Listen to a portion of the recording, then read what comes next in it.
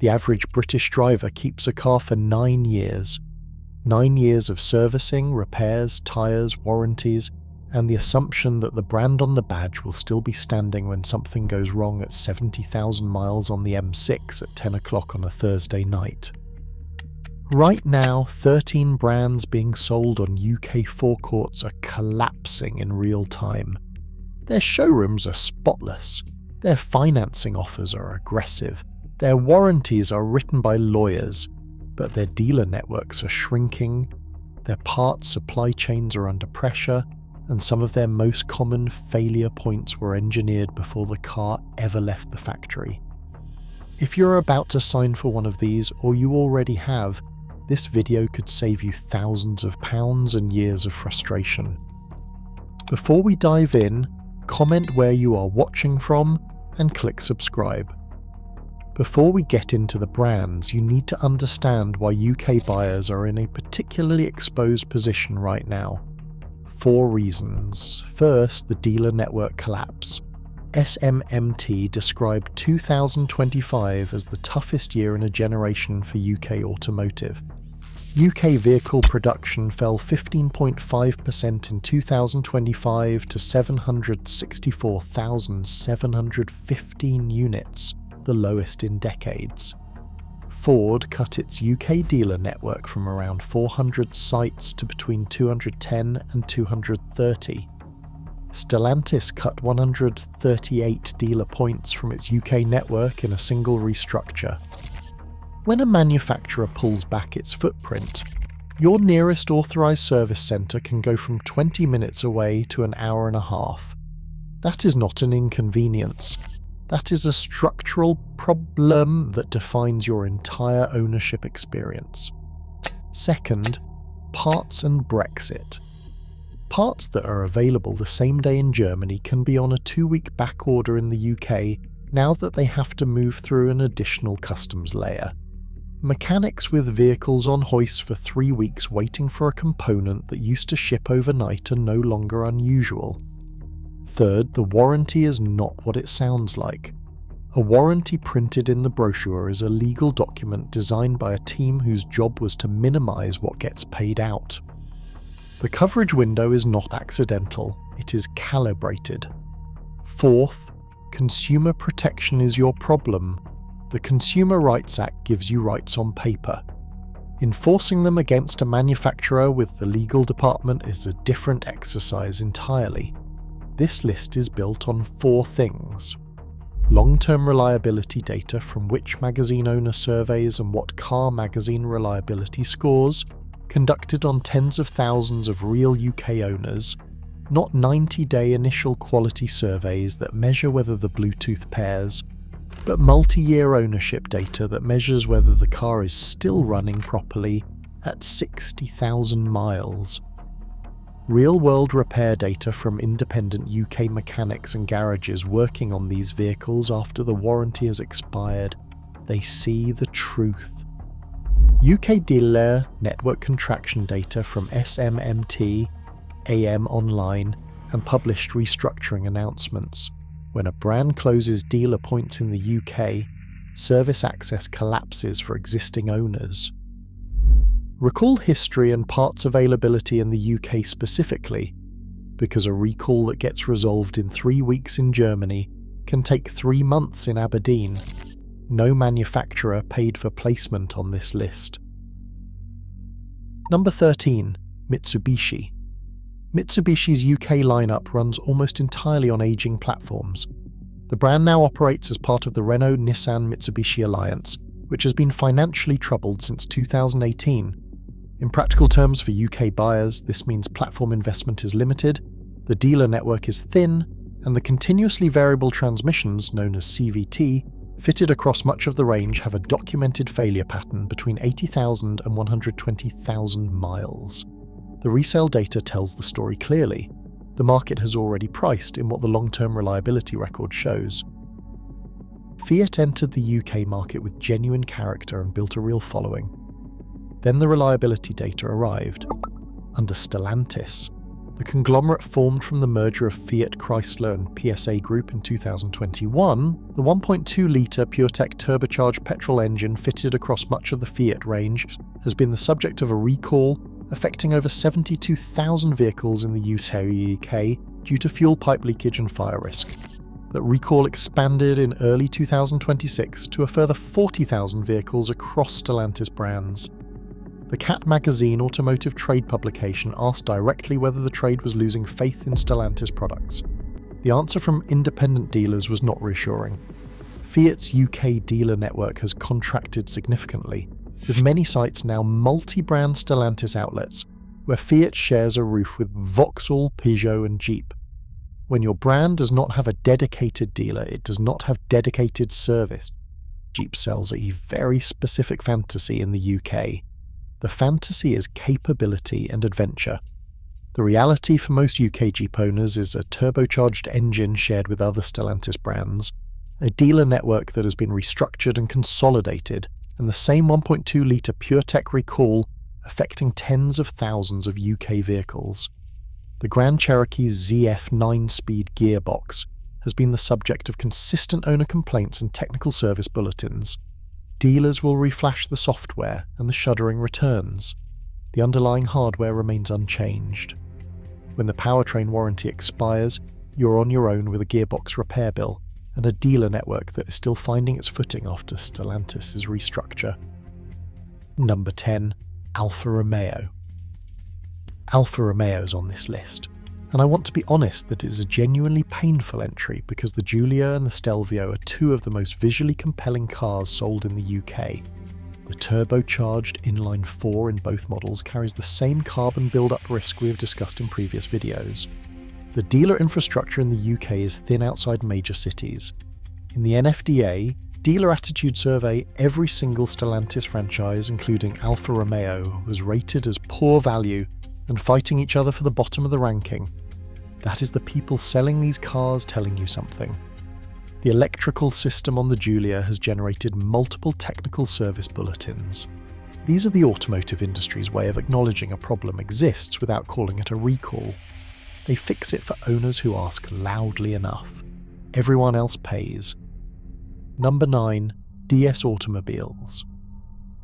DS is Stellantis' attempt at a premium brand. The vehicles are stylish and the interior quality is genuinely above average for the Stellantis group. The problem is the infrastructure behind them. DS operates through shared Stellantis dealer sites in most UK regions. Parts for DS-specific components go through the same supply chain as Fiat, Vauxhall and Peugeot, and that supply chain has been under pressure. The brand has not yet built the independent service ecosystem that premium ownership requires. When something goes wrong outside your warranty, your options are limited. Number 8. Land Rover. Everyone knows Land Rover has reliability problems. I am fairly certain some of the people buying them know it too. But the UK dimension is specific. Land Rover's dependability scores in which owner surveys place them consistently among the lowest of any mainstream manufacturer. The dealer network, while adequate in major cities, is thin in rural areas, which is precisely where people buy Land Rovers. Air suspension components on the Discovery Sport and Range Rover Evoque cost between £1,000 and £1,800 per corner to replace. Road salt accelerates the corrosion of those components. The proprietary electrical architecture means independent UK garages frequently cannot diagnose these vehicles without Land Rover's own software. You are captive to a dealer network that knows it. Number 7. Vauxhall. Vauxhall is the most emotionally difficult entry on this list because the brand has genuine heritage in the UK. Generations of British families bought Vauxhalls, the Cavalier, the Astra, the Vectra, cars that were ordinary in the best possible sense, dependable, practical, honest. The current Stellantis-era vehicles are a different product built to a different standard by a company headquartered in Amsterdam, whose primary obligation is a quarterly earnings report. The 1.2-litre PureTech turbocharged petrol engine, the same engine recalled across 72,000 UK Stellantis vehicles for fire risk, is fitted across much of the current Vauxhall range, including the Mocha and the Crossland. In the NFDA dealer attitude survey, Vauxhall was at the bottom of the ranking alongside every other Stellantis brand. Major retail groups, including Peter Vardy, closed their Vauxhall operations entirely and reopened the sites as multi-brand used car outlets. The loyalty that built this brand over decades is being spent down. The engineering underneath is not earning it back. Number 6. MG has become one of the UK's fastest growing car brands because of competitive pricing and a 7-year warranty that sounds extraordinary. I understand the appeal completely. Here is what the 7-year warranty does not tell you. MG ranked 17th out of 32 brands in the 2025 What Car Reliability Survey. What Car specifically noted that MG came dead last as a manufacturer in their testing. The MG HS scored 86.9% in their reliability survey, below the class average for medium SUVs. The MG4 Electric demonstrated poor reliability in What Car owner surveys, with electrical faults, software glitches, and dashboard warning lights reported consistently. What Car readers described dealer service as atrocious, with 3-week waits for diagnostic appointments and delays in parts availability for repairs. Some owners reported that components that appeared to be covered by the warranty were reclassified as wear and tear when claims were made. The 7-year warranty is MG's strongest argument. But a warranty that reclassifies failures as wear and tear, and that is honoured through a dealer network with 3-week diagnostic queues, is a different product from what the brochure describes. MG is also owned by SAIC, a Chinese state-owned company. The supply chain for parts moves through a longer logistics route than established European or Japanese manufacturers. Outside major UK cities, parts availability for specialist components remains inconsistent. Number 5. Nissan. Nissan is restructuring at a scale that should concern every UK buyer. The company reported a 670 billion yen loss in fiscal 2024, and it announced plans to cut its global workforce by 20,000 people and reduce factory capacity from 17 plants to 10 globally, a reduction of more than 40%. In the UK specifically, Nissan's Sunderland plant remains important and has received investment for the next generation Leaf. But the global restructure means platform investment has slowed. The Renault-Nissan-Mitsubishi alliance continues to navigate internal tensions, and model decisions are being made by a company under severe and documented financial pressure. The Qashqai and Duke remain popular and continue to sell. The financial picture behind the badge is considerably less comfortable than it was 5 years ago, and the long-term stability of the brand's UK commitment is a genuine question rather than an assumption. Number 4. Jaguar. Jaguar has effectively paused. UK sales of the existing petrol lineup are winding down. The XE, XF, F-Type, E-Pace and I-Pace have all been discontinued. The F-Pace is absent from UK price lists. Jaguar announced it would not be launching new models in 2025, creating a gap year as it prepares an all-electric relaunch planned for 2026 and 2027. SMMT noted that September 2025 saw a cyber attack that shut down Jaguar Land Rover production on one of the busiest plate change days of the year. If you own a current Jaguar, parts and service continue. If you're thinking of buying one, you are buying into a brand mid-transformation with no guarantee of what emerges on the other side. The residuals on current models reflect that uncertainty. Stellantis reported a 70% drop in net profit in 2024. Its chief executive officer resigned in December 2024, 2 years before his contract ended. A recall affecting 72,000 vehicles in the UK for fire risk, affecting Citroën, Peugeot, DS, Vauxhall, Alfa Romeo, Jeep and Fiat models, shows a shared engineering problem under these badges. The wet belt issue on the 1.2-litre PureTech engine, where the timing belt runs in oil and degrades fast according to independent dealers who said it put them off buying Stellantis products, has not been fully resolved across the range. Independent dealers have replaced belts at their own cost rather than sell cars they cannot stand behind. When you buy a Citroën or Peugeot in the UK in 2026, you're buying into Stellantis engineering. The badge on the grille is a marketing decision. The engine underneath is the same unit that has generated fire risk recalls, wet belt concerns, and an automotive trade press genuinely asking whether the industry is losing faith in these products. Maserati sold just 11,301 cars globally in 2024, half the number from the year before. Revenue sank to €1.3 billion, with a €260 million operating loss. In the first half of 2025, deliveries fell further to 8,412 vehicles, with a €139 million operating loss and an operating margin of minus 37.7%. The Ghibli is gone, the Quattroporte is aging. The Gracal was supposed to save the brand, it did not. In the UK, Maserati operates through a tiny dealer network. Parts availability for anything outside the most common components requires time and money the brochure never mentioned. The depreciation curve is among the steepest of any manufacturer. If you're considering a used Maserati, the previous owner knew exactly why they were selling. The repair history will confirm it. Number 1. The Stellantis pattern. Why one problem is wearing 13 different badges? By the time you get through this list, something should be obvious. The pattern is this. A manufacturer engineers a vehicle with known failure points. The failure timeline is calibrated to arrive after the warranty coverage window closes. The warranty is written by a legal team that classified the most likely failures as maintenance items before the car went into production. The dealer network that would service the vehicle is simultaneously being contracted, consolidated, or degraded. The parts supply chain to the UK is longer and slower than the marketing budget that brought you into the showroom. Stellantis, the company behind Vauxhall, Fiat, Jeep, Alfa Romeo, Citroën, Peugeot, DS and Maserati, reported a 70% drop in profit in 2024. Its chief executive resigned under pressure. Its UK dealer network has been cut and consolidated. Its flagship engine has been recalled for fire risk across 72,000 UK vehicles.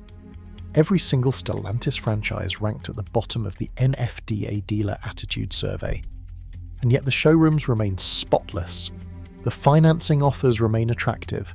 The brochures remain beautiful. The badge is a marketing decision. The engineering underneath it is what you're actually buying. And in the UK in 2026, the engineering underneath a lot of very attractive badges is not what the brochure is telling you it is. The recommendation here is consistent with every video on this channel. Prefer naturally aspirated Toyota and Honda products in configurations that have not made the full switch to turbocharged direct injection.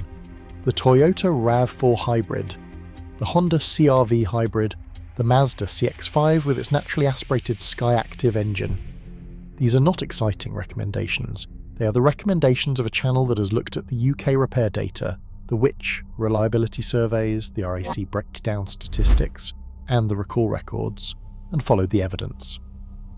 The brands on the avoid list look better in the showroom. They do not look better at 70,000 miles with a repair bill in your hand and a dealer who cannot see you for 3 weeks. 3 questions to take into every showroom. Write them down. First, what is the failure history of this engine in the UK specifically? Not a press release, not a test drive review. What has the which? Owner survey data shown over 5 years of UK ownership. Second, what does the warranty explicitly exclude? Do not ask the salesperson, ask for the actual warranty document. Read the exclusion language. Ask whether the most commonly documented failures on this model are covered or classified as wear and tear. Third, is there an authorised service centre within a reasonable distance of where you live? Not the nearest major city, where you actually live. Because when something goes wrong on a dark Tuesday at 70,000 miles, the geography of your service network is the only thing that matters. The manufacturers are counting on you to focus on the monthly payment, the touch screen, and the 0 to 60 time. Those numbers are on the window sticker because they work. The warranty exclusion architecture and the dealer network contraction are not on the window sticker. They're in the small print. Read the small print. Subscribe to Ripped Off Britain. If this video saved you from a decision you would have regretted. Share it with someone who is about to sign for a car this weekend. They will not thank you at the dealership. They will thank you at 70,000 miles.